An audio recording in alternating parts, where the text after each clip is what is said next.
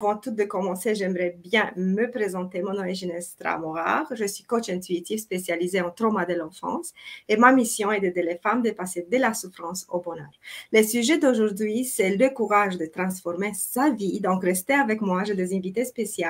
Ça va être vraiment un cercle de femmes où vous êtes libre, absolument libre de participer, de poser vos questions, d'exprimer qu'est-ce que vous pensez relié à ce sujet.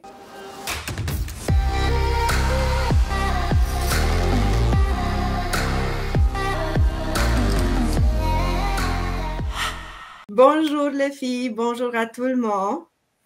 Bonjour. Bonjour tout le monde. Bonjour Ginestra. Donc, moi, je m'appelle Gisèle Nagy. J'ai fait ma formation ici avec Ginestra. J'ai vraiment travaillé à fond mon enfant intérieur et je dois dire que ça m'a vraiment totalement libérée pour entrevoir ma nouvelle vie, mon nouveau départ. Et voilà, je vis en Belgique et je suis dans les arts créatifs et peut-être même dans le développement personnel bientôt. On va voir. J'y vais. Bon, donc, moi, c'est Emmanuelle. Donc, je suis aussi en train de travailler avec Ginestra et j'apprends énormément de choses sur moi pour le moment. Donc, voilà, c'est un vrai plaisir de me redécouvrir. Merci Emmanuelle. Et notre invitée. Et je suis Alette et j'ai travaillé avec Ginestra en fin d'année dernière, plusieurs mois. Et maintenant, j'ai quitté parce que je suis heureuse, tout simplement. C'est comme ça et c'est plutôt bien. Et j'avais vraiment besoin de travailler. Pourtant, je viens du milieu de la psychanalyse et des thérapies diverses et variées. Et malgré tout, j'avais besoin d'une phase vraiment importante pour moi, pour aller encore chercher une blessure qui n'était pas assez effectivement nettoyée, mais surtout pour trouver des outils pour sortir de l'émotion. Et je les ai trouvés avec Ginestra.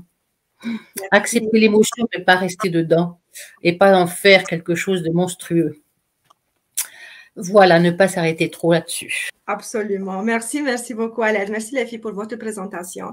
Et comme moi j'ai avisé, qu'est-ce qu'on parle aujourd'hui? C'est le courage de transformer sa vie. Qu'est-ce que ça demande effectivement pour transformer sa vie?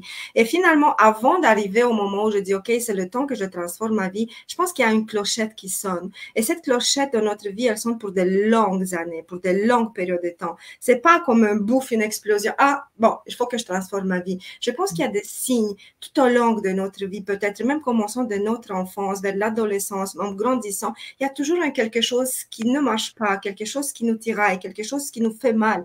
Juste que peut-être à un certain moment, dans un autre moment dans notre vie, on prend d'être conscient, OK, c'est le temps que je transforme ma vie. Est-ce que vous voulez parler un peu de ces signes qui ont marqué votre vie et qui vont provoquer cette souffrance et cette détresse finalement dans la vie qui on dit, OK, ma vie n'est pas tout à fait comme moi je veux. Qu'est-ce que c'était ces signes qui ont déraillé votre vie, ça a amené cette souffrance profonde dans votre vie? Mais tout simplement... Sentez-vous libre de parler comme vous voulez. Oui. Sentez-vous libre. Oui. Donc, tout simplement, un état dépressif, en tout cas, ce qui me concerne, vraiment un arrêt sur image, quoi. Tout d'un coup, arrêté dans la vie, on ne sait plus passer à l'action. Voilà, c'est le trou. Et alors, on se dit, mais qu'est-ce qu'il faut faire? Qu'est-ce qui se passe? Ben voilà. Je crois que c'est l'appel au secours de l'âme qui se dit, ben, il faut que tu te réveilles, que tu te mettes en action et que tu commences à travailler sur toi pour trouver la cause. Et tant qu'on ne va pas là-dedans, eh bien, on reste dans la souffrance.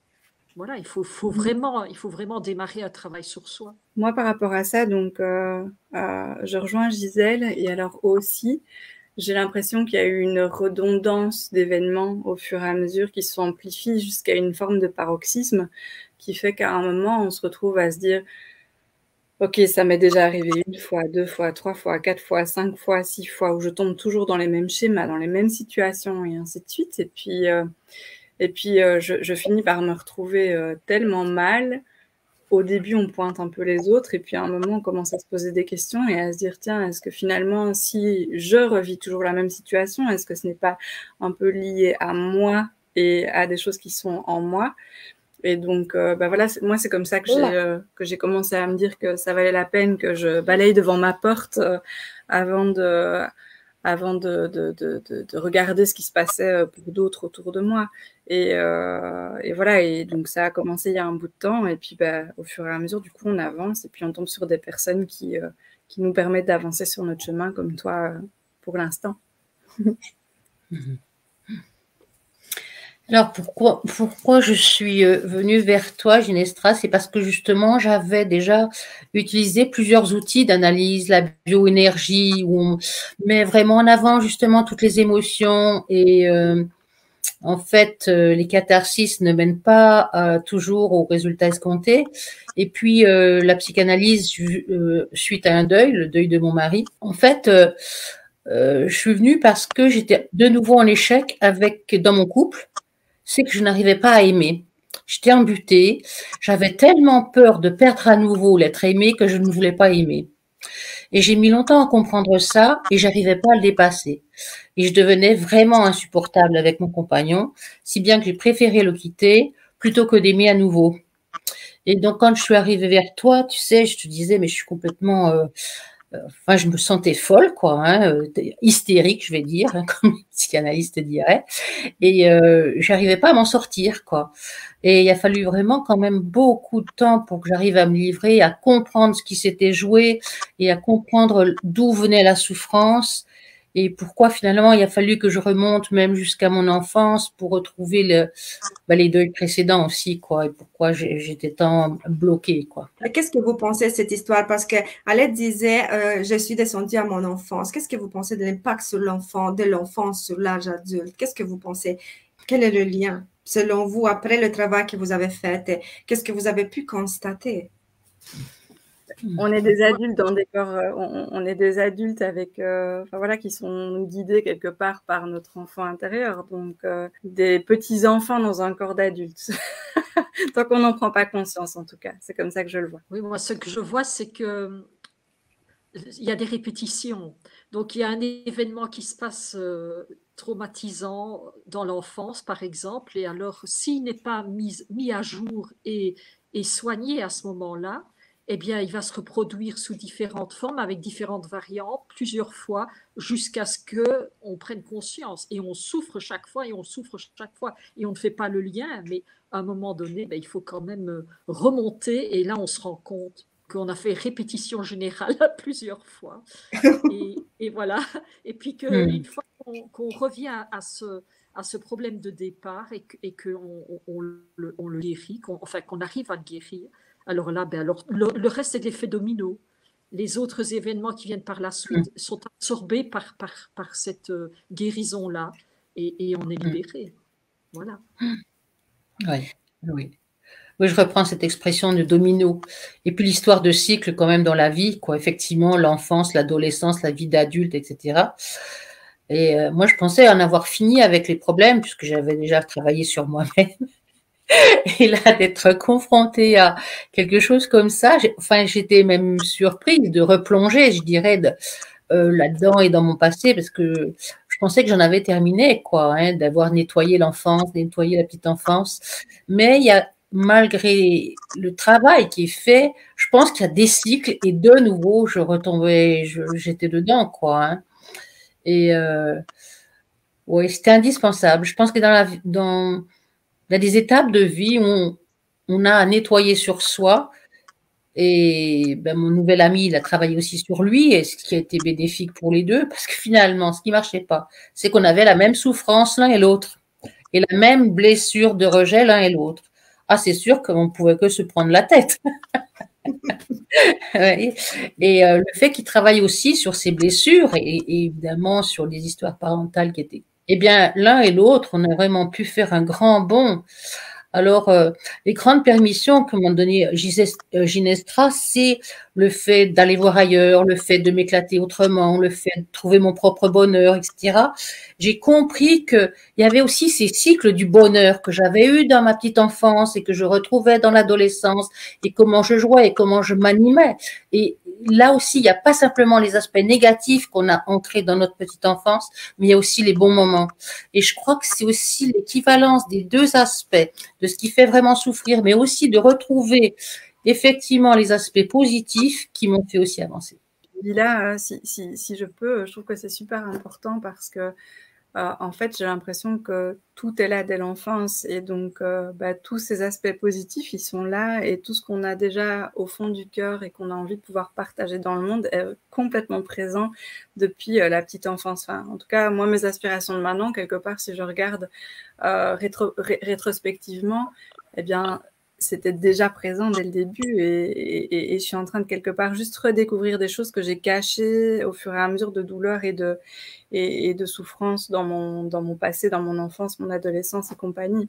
Et les filles, qu'est-ce que vous pensez du rôle de la femme dans ces souffrances? Parce que dans l'inconscient collectif, il y a cette image de la femme qu'on connaît tous, la femme soumise, la femme qui doit écouter. Même dans la famille, c'est toujours les garçons qui étaient favorisés. Parce que je parle plus, pas des nouvelles générations, qui les mentalités sont un peu différentes, mais je parle plus, nous, des anciennes générations où les parents étaient vraiment figés dans des structures archaïque du rôle de femme, du rôle de l'homme. Et comment vous pensez que ces influences ont permis à cette souffrance de s'installer et de rester dans notre vie? Tout simplement en disant, ah, tu es la femme, tu dois faire ça, tu dois faire ça. Ton rôle est de zip, zap, zoup, supporte ta souffrance, porte ta croix, continue ta vie. Qu'est-ce que vous pensez? Pour ma part, c'est sûr que je suivais un message, c'était contente-toi de ce que tu as et surtout ne fais pas de bruit, quoi. Donc c'est sûr qu'avec des messages comme ça, je ne pouvais que me taire et du coup exploser par moments. Enfin, j'ai bien compris qu'en fait l'interdiction de parole, que ce soit avec ma famille, parce qu'on était une grande famille, et l'interdiction de parole, elle m'a joué des tours toute ma vie.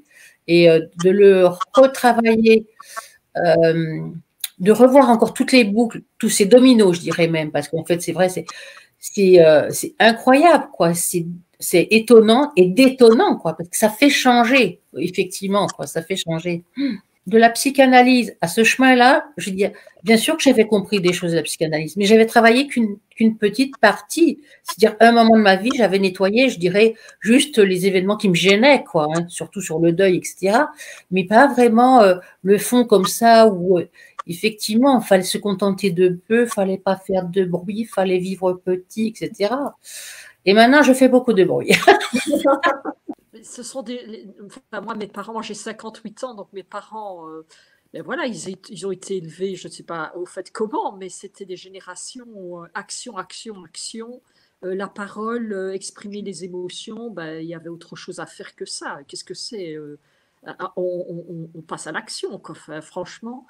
Et donc, ben oui, il manquait vraiment des pans entiers dans la personnalité, quoi. Je veux dire, c'était pas possible d'être quelqu'un d'équilibré, d'harmonieux, en vivant comme ça. Donc, eux vivaient comme ça, ils m'ont éduqué comme ça. Moi, je me rebellais, mais il fallait suivre. Et donc, c'est seulement longtemps après que évidemment, j'ai commencé à me dire, mais tiens, moi, ça ne me convient pas du tout, ça va pas, il faut créer autre chose. Voilà. Et donc, j'ai élevé, en effet, mes enfants, enfin, j'ai essayé autrement. C'est clair que le rôle de la femme, ben oui, là, il évolue encore, il y a encore tellement de choses à faire. Il y a encore tellement de choses à faire. C'est imprimé et on le transmet malgré tout. Donc ça, c'est clair qu'il y a encore beaucoup de choses à faire. La femme, la vie de la femme est encore fort assimilée à beaucoup de souffrances et pas de liberté suffisante, je trouve. Mais voilà, ça, j'en suis consciente. Pour moi, c'est un petit peu... c'est pareil, mais je pense qu'il y a une reproduction des schémas quelque part parce qu'on n'apprend pas à être parent. Et donc, je crois que quand on voit ça, nos parents ont reproduit des choses qu'ils ont repris, qu'ils ont reproduit, et ainsi de suite, et qui arrivent jusqu'à nous. Et tant qu'on ne prend pas conscience de ça, on le reproduit aussi sur ses enfants, ce qui fait que, voilà, si je prends mon expérience personnelle, mes 2 premiers enfants ont beaucoup plus, je sens qu'il y a beaucoup plus de souffrances qui ont été transmises parce que j'avais fait beaucoup moins de travail sur moi que maintenant ici avec mon petit dernier.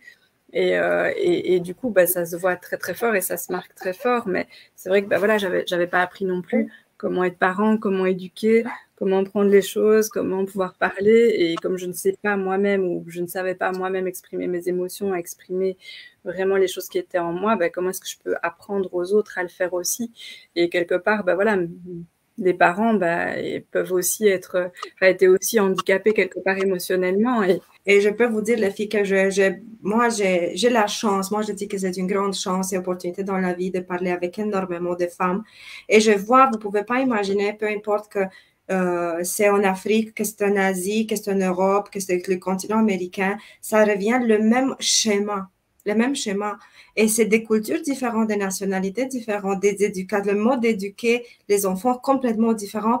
Et pareil, les structures sont les mêmes, les blessures, le mode de fonctionnement, c'est pareil.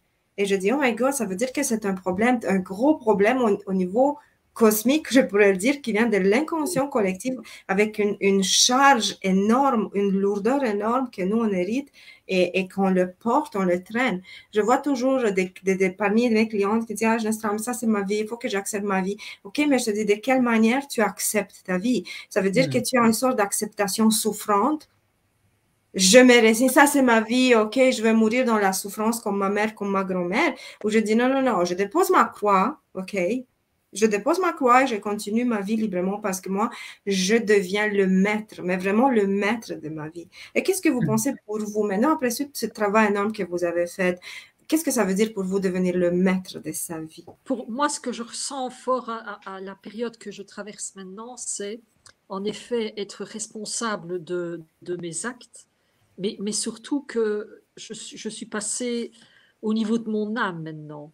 Je sens que je ne suis plus juste une humaine qui est là avec la dimension de souffrance, justement, mais que je passe à une autre étape, un autre échelon, à une autre dimension de qui je suis. Et je suis arrivée à me reconnecter avec mon âme. Et là, le chemin, il est différent. Il est beaucoup plus beau, plus riche, avec beaucoup plus de possibilités, plus grand.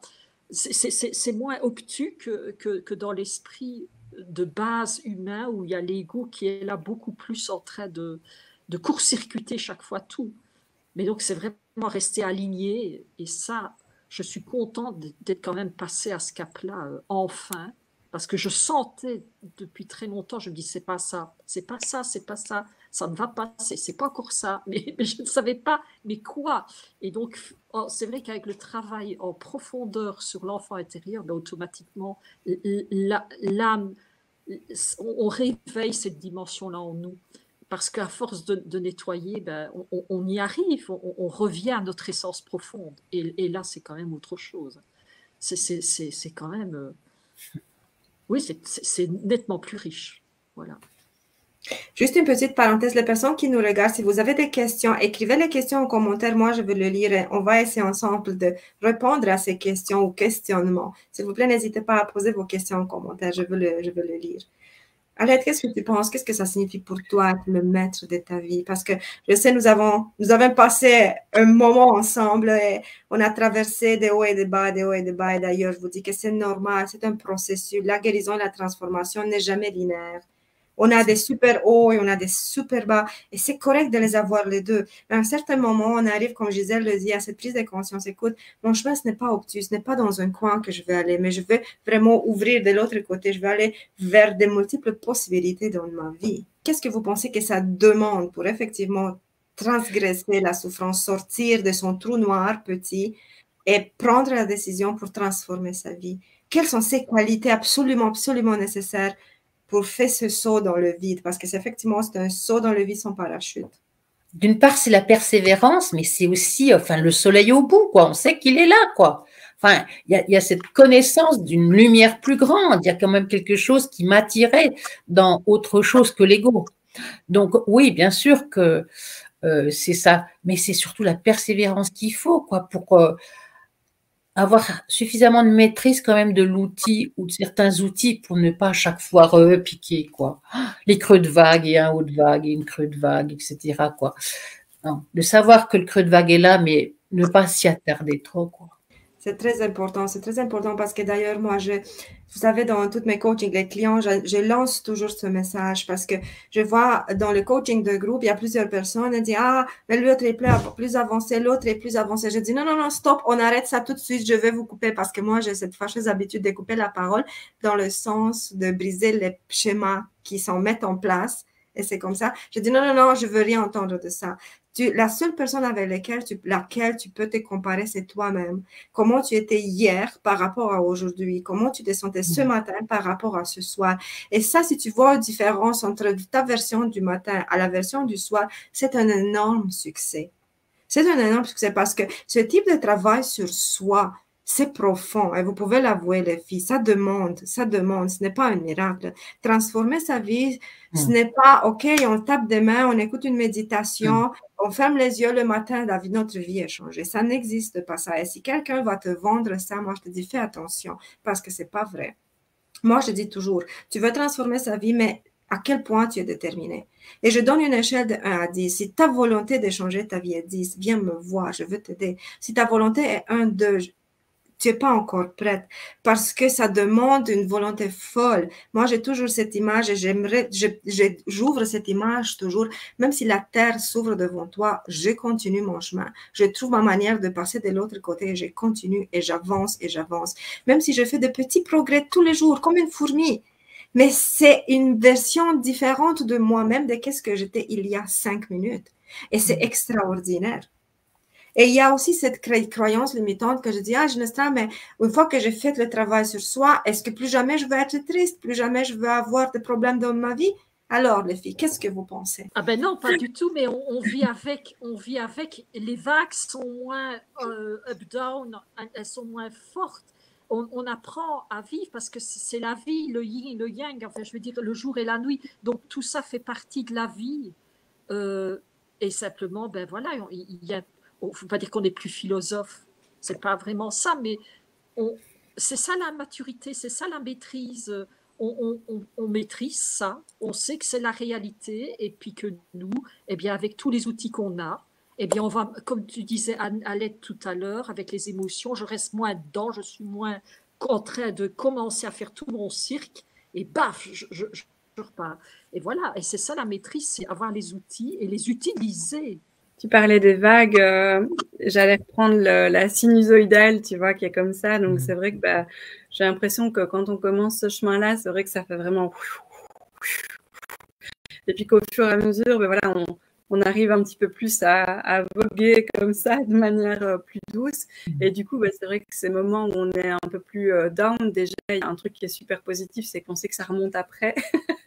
Et quand on sait que ça remonte après, c'est quand même plus facile aussi de dire rester enlisé trop longtemps, je sais pas combien de temps, mais ça ira mieux à un moment. Et puis aussi, voilà, notre gestion des émotions, on peut plus la prendre comme un observateur qui va regarder l'émotion qui est en train de se dérouler et de se dire ah voilà, je suis, ouais, ok, voilà, là c'est de la tristesse, il y a de la colère ou il y a de la culpabilité, il y a ceci, il y a cela, et de le regarder, et du coup assez vite ça s'envole, quoi. Exactement. Oui, moi, je crois que si j'avais d'autres expériences très difficiles à vivre, comme celles que je n'attendais pas effectivement dans ma vie, eh bien, malgré tout, je sais que j'ai déjà fait le chemin. Donc ça, c'est déjà une première, quoi. Et je sais que de nouveau, je peux aller chercher de l'aide si j'ai besoin, plus rapidement, pas aller jusqu'à m'écrouler, etc. Ça, c'est la deuxième chose. Et puis, les émotions, elles seront toujours là s'il y a des difficultés, ouais. Et alors, quoi, ça fait partie de la vie. Mais c'est qu'un état momentané, quoi. Enfin, je dirais, ça peut être plus long, bien sûr, dans les deuils, etc. Mais je pense que ce sera quelque chose de passager. Enfin, j'ai vraiment acquis une autre façon de voir déjà, puis d'être moins attachée à ça, quoi. Par contre, je suis sans doute plus attachée à ma lumière. Les filles, qu'est-ce que ça fait de vivre dans cette lumière, de la ressentir? Parce que c'est un peu difficile de vivre tout le temps dans cette lumière. On a des moments quand on replonge dans l'ombre. Mais moi, je pense qu'une fois que tu as goûté à cette source de paradis, je sais pas, c'est comme tu es assoiffé en permanence et tu veux toujours aller vers cet espace d'amour inconditionnel et de paix profonde, paix intérieure. Alors, comment vous le ressentez, vous, cette paix intérieure qui t'habite dans ce moment quand elle t'habite? Et quel est ton désir de retourner vers cette lumière quand des moments difficiles arrivent et les émotions viennent intenses et elles te mettent dans la noirceur? Comment est ton désir de retourner dans la lumière? Enfin, c'est indissociable de nous maintenant. Enfin, je sais pas, moi, c'est indissociable Oui, de moi. C'est-à-dire que c'est moi d'abord, et ensuite le moi, le petit moi avec ses émotions et son truc là, qui se fait son cinéma. Eh ben, ok, mais c'est moins d'emprise en fait de l'ego sur sur soi, quoi. Ouais. Et tu sais, les émotions, je les vis toujours parce que je suis toujours de l'accompagnement de ma mère et je vois comment. Par contre, je deviens plus éponge. Je deviens plus éponge des émotions des autres. Et j'arrive maintenant à distinguer ce qui m'appartient et ce qui ne m'appartient pas. Pour ma part, je suis plutôt au début de mon chemin, donc je commence à aller toucher cette lumière-là et à la retrouver parce qu'elle est jamais partie en fait, hein, elle était toujours là. Mais alors du coup, c'est vrai que quand je me retrouve complètement dans cette lumière-là et que je suis dans ces moments où c'est vraiment aligné et voilà, les choses sont là, on ressent toute cette puissance et en même temps cette sérénité. Puis il y a une forme de connexion aussi à des choses qui sont bien plus hautes et bien plus vastes que nous, qui me donne envie du coup de plus en plus de pouvoir me replonger dedans dès que je suis dans des moments où j'ai d'autres choses ou bien des personnes qui peuvent me renvoyer justement à ma part d'ombre. Et voilà, j'ai plus cette tendance à me dire hop, hop, hop, hop. Et voilà, là, c'est quelque chose d'externe. Attention. Et du coup, d'essayer de me dire reviens à toi. Respire, juste prends quelques respirations, prends ton temps pour te recentrer sur toi. J'utilise les techniques aussi que Ginestra m'a apprises. Et en les appliquant, du coup, ça me permet de relativiser vachement plus vite et de pouvoir revenir vraiment beaucoup plus vite aussi sur ma sérénité et cette espèce de calme et d'état paisible qui en soi est toujours là quelque part. Ça, c'est notre vie. On est des mamans, on est des enfants. Ça, c'est la vie. Je ne veux pas des scénarios où tout est parfait parce que la vie n'est pas parfaite. Je ne veux pas une vitrine de quelque chose de parfait parce que ce n'est pas vrai. Je travaille avec la souffrance. Vraiment, je travaille avec la souffrance et je connais toutes les facettes. À travers ma propre souffrance, à travers ma propre détresse que je l'ai vécue longtemps dans ma vie et à travers toute la souffrance des personnes avec lesquelles je travaille. Et je dis, pour sortir de là, il faut être vrai avec toi en premier. Il faut que tu sois authentique et tu te regardes dans le miroir et tu dis, OK, ça c'est mon visage sans maquillage et je m'aime pareil. Ça veut dire que je m'aime avec toutes mes blessures, que je m'aime avec toutes mes tristes histoires, avec toutes les rejets, toute la peine, toute la détresse, avec tout ce bagage de lourdeur, je m'aime pareil et je me donne le droit et je me donne la chance de recommencer à nouveau. Parce que je vous dis, dans mes programmes, j'ai des personnes de 70 ans. Et au début, quand elles me contactent, je me dis, j'ai 70 ans. Est-ce que j'ai encore le droit de vivre heureuse? Est-ce que j'ai une chance de guérir? Mais je dis, ben oui, absolument. Absolument, peu importe, même si tu as 95, si tu peux vivre encore 3 ans dans ta lumière et dans ta paix intérieure, ça n'a pas de prix. Tu vas rattraper une vie de souffrance et finalement, tu vas goûter à ce nectar divin qui c'est te reconnecter à ton âme, te reconnecter à ta lumière, à ta beauté, à cette source inépuisable d'amour.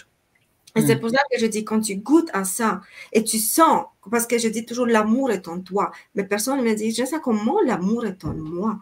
J'ai besoin de l'amour des autres. Je dis non, l'amour est en toi, sente-le.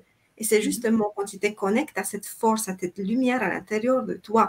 L'amour des autres ne peut pas avoir un équivalent. Ça va être un plus dans ta vie, mais ce ne sera pas l'amour dans ta vie. Parce que le temps que nous, on dépend des émotions et de l'amour des autres, notre vie est fluctuante. La personne s'en va, elle va partir avec notre amour. Pendant que quand toi, tu as ton soleil à toi, ton amour à toi, peu importe ce qui se passe dans ta vie, il reste là-bas. Et tout de suite, tu vas remonter la pente. Et qu'est-ce que vous dites? La fille Gisèle disait, je ne me rappelle même plus, mais c'est vrai. Quand tu fais ce type de travail profond sur toi, je le constate sur toutes mes clients sans exception, tu ne te rappelles plus qui tu étais avant. Ça reste juste comme un souvenir vague. Je dis, je réagissais comme ça, je ne me rappelle plus. Parce que tu passes dans une nouvelle identité. Et dans cette nouvelle identité, ce n'est pas une nouvelle identité inconnue, c'est ta lumière, c'est qui tu es réellement. Et de la manière dont toi, tu as vécu pendant toutes ces années, ce n'était pas toi. Ça, toute la souffrance accumulée, tout le mode de fonctionnement dysfonctionnel, ce n'est pas toi. Et quand tu arrives à vivre dans cette lumière, à goûter dans cette nectar, dans cette beauté, dans cette profonde paix intérieure, ça, c'est toi. Et alors, tu dis, waouh, combien de couches. Ah oui, mon oignon. Tu vois, comme Oui.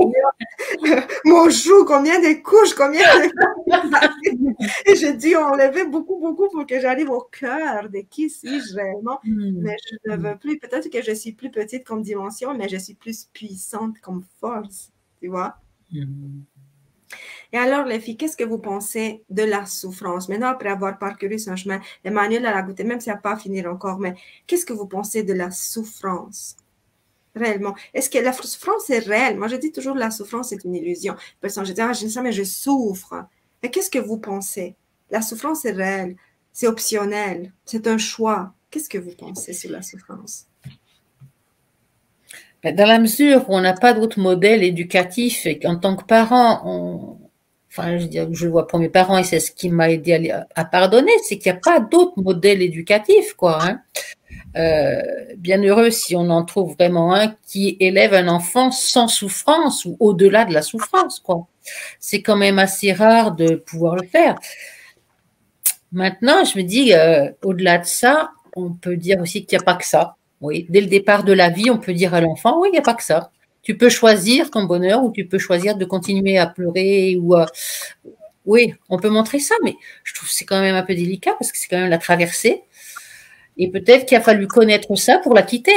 Si on l'avait pas connu, est-ce qu'on aurait eu à la quitter? Enfin, cette souffrance-là, elle est inhérente à la naissance déjà, quoi. Hein, parce qu'on est dans cette filiation de génération en génération, donc on a eu un paquet effectivement avec la naissance et ça nous fait grandir. Enfin, je veux dire, pour moi, c'est quand même un chemin, je dirais, indispensable, cette souffrance, parce qu'elle nous fait grandir et qu'on ne peut pas y échapper parce qu'il y a des événements et qu'on nous a appris à nous attacher à et à être modèle comme ça. Et quand on dit, ben oui, ben les parents, ils aiment leurs enfants, ben je dirais, c'est plutôt l'enfant qui aime ses parents et puis c'est plutôt lui le maître. Et voilà ce que je pourrais dire maintenant, quoi. Je n'aurais pas dit avant, mais que je dirais maintenant, parce que oui, c'est l'enfant qui est maître, c'est l'enfant qui nous aime, puis du coup, on se sent reconnu et on devient bon parent parce que l'enfant nous sourit, l'enfant manifeste, etc. Enfin, je veux dire, cet effet miroir, là, si on est au-delà de la souffrance,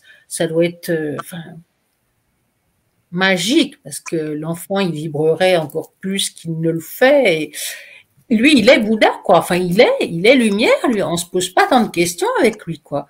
Et c'est comment on perd cette naïveté, comment on perd ce naturel pour aller dans ces entonnoirs de souffrance. Mais c'est ça, c'est comment on peut élever un enfant sans ça? On n'a pas d'autre modèle que de lui dire vis tes émotions. C'est l'humanité, en fait, c'est notre parcours. C'est pour ça que quelle que soit la culture, quel que soit, ben, tout le monde passe par la naissance, par l'adolescence, par la croissance, etc., jusqu'à sa fin de vie. Pour moi, intuitivement, je dirais que je fais déjà une différence entre la douleur et la souffrance parce que bah, la douleur, voilà, quand tu te cognes sur quelque chose, bah oui, t'as mal. Donc ça, c'est la douleur. Et puis à côté de ça, il y a la souffrance qui est vraiment plutôt quelque chose qui pour moi, en soi, je dirais que ça n'existe pas, que c'est un peu une création. Parce qu'effectivement, il y a des expériences qui sont agréables, il y a des expériences qui sont désagréables, parce qu'on est dans un monde de dualité et que du coup, bah, comme on est dans cette dualité, bah oui, il y a des choses qui sont catégorisées comme positives, bonnes, agréables, douces, etc. Puis il y a tout ce qui est souffrant, difficile, compliqué, etc. Et donc, je pense que quelque part, du coup, bah, c'est de trouver le juste équilibre entre les deux et d'arriver à voir que, bah, oui, il y a des moments où c'est désagréable. Maintenant, on s'y attache, ça crée cette souffrance, ou bien alors on s'en détache, on revient vers la ligne centrale, et puis bah, on peut aussi aller vers les parties plaisir et les parties agréables, évidemment, mais c'est arriver à être dans ce détachement par rapport à la souffrance. Enfin, en tout cas, c'est comme ça intuitivement que je le sens. Exactement. Et je vous dis, la souffrance, moi je dis que la souffrance est un choix. C'est vrai que le mental, aussi la souffrance, c'est le produit du mental, parce que le mental va chercher dans notre vie tout ce que ça ne marche pas. Et comme le mental fonctionne avec des images, il va alimenter ces images qui vont alimenter nos émotions. Nos émotions alimentent le mental et on se prend dans ça. Mais je pense que notre pouvoir, c'est de dire, OK, stop. Combien de temps je veux rester dans cet état? Et je ne veux pas nier parce que, OK, la souffrance n'existe pas, je ne veux pas le dire, mais je veux dire que c'est le produit de notre mental. Et on a ce pouvoir d'intervenir quelque part là-bas et changer le mécanisme. Et c'est ainsi que c'est ça que ça veut dire vivre en pleine conscience. Vivre en pleine conscience, ça ne veut pas dire faire de la méditation 15 heures par jour, mais tout simplement d'être conscient de ta manière de fonctionner et d'avoir ce pouvoir de dire, OK, maintenant je me sens comme ça, OK, ce sont des émotions désagréables, mais je ne veux pas rester longtemps. J'accepte, j'accueille l'émotion qui me traverse. Mais je la laisse passer et je choisis d'une manière consciente et volontaire d'aller vers une émotion qui me fait du bien. Et c'est ici notre pouvoir. Et c'est ici quand je dis, c'est ça en fait la métaphore qui se cache derrière quand je dis la souffrance est un choix. Parce que je vois mes clients, je vois beaucoup de personnes qui restent toute leur vie dans cet état de souffrance. Toute leur vie. C'est comme elles ne connaissent pas la sérénité, elles ne connaissent même pas en 5 minutes de bonheur. Et vous savez que ça existe la dépendance à la souffrance. Et quand une personne qui a vécu toute sa vie dans la souffrance, et quand elle commence à expérimenter des moments de joie, ça lui fait peur d'une manière paradoxale. On a peur d'être heureux. Et on fait peu importe ce qu'on fait, mais on replonge dans nos états de détresse, pas parce que c'est bien, mais parce que c'est familier. C'est quelque chose qu'on connaît, c'est quelque chose qu'on maîtrise, et c'est quelque chose que je peux supporter ça encore. Je me sens chez moi. La souffrance, c'est une sorte de chez moi, même encombré, délabré, sale, plein de rats et de serpents, mais c'est un chez moi que je connais et je maîtrise. Pendant que le bonheur, c'est une maison propre que, oh, c'est un peu trop vide. C'est un peu trop vide. Mais c'est tellement épanouissant de vivre dans cet état de bonheur. Et c'est vraiment paradoxal de dire les gens ont peur d'être heureux. Ont peur, tout simplement. Ils ont peur d'être heureux. Et d'une manière inconsciente, ils s'accrochent dans leur passé ou dans leur futur de qu'est-ce que ça les fait peur ou qu'est-ce que ça les fait mal pour replonger en permanence, de reproduire ce moment de détresse qui produit cette souffrance à l'intérieur. C'est la nature humaine. C'est la nature humaine. Et maintenant, pour clore un peu notre discussion, les filles, quel sera un message que vous avez à adresser à l'humanité, à ceux qui nous écoutent, à lancer comme ça un message dans l'univers? Ben, moi, je dirais aimer la vie. Moi, quand je me lève le matin, je me dis, voilà, je me réjouis aujourd'hui qu'il m'arrive plein de belles choses. Je crois que c'est cette joie de vivre, si on l'a fondamentalement, le plus possible à chaque instant, ben alors tout est possible. De mon côté, moi, j'ai envie de passer un message d'espoir parce que je me dis que quand on voit qu'on est déjà plusieurs ici à avoir fait ce cheminement et que ce cheminement nous amène une forme de paix, voilà, plus les gens peuvent partager ça et plus on peut nous-mêmes d'ailleurs rayonner ça vers l'extérieur, passer ça à nos enfants comme cadeau, etc., plus quelque part le monde pourra basculer dans quelque chose de beaucoup plus positif que tout ce qui a pu être là avant, pas par méchanceté, mais par quelque part inconscience. Et donc, si on peut amener plus de conscience et de lumière en regardant à l'intérieur de nous, je crois que ça peut vraiment bouger tout ce qui se passe à l'extérieur de nous d'une manière qu'on n'imagine pas. Et donc, voilà, j'encourage tout le monde à faire ce cheminement intérieur. Oui, on peut encourager tout le monde. Et moi, je tiens à préciser que j'ai envie d'encourager encore plus le monde masculin à profiter de nos expériences de femmes, justement, pour aller découvrir leur intériorité, leur féminité aussi, et les aspects qu'ils ont des fois du mal à reconnaître en eux. Et c'est vrai que c'est un beau cadeau après pour une vie de couple, et pas simplement dans l'éducation, mais pour une vie de couple heureuse, c'est sûr, quoi. Et puis, le deuxième message, c'est déjà, il y a toujours l'amour, quoi.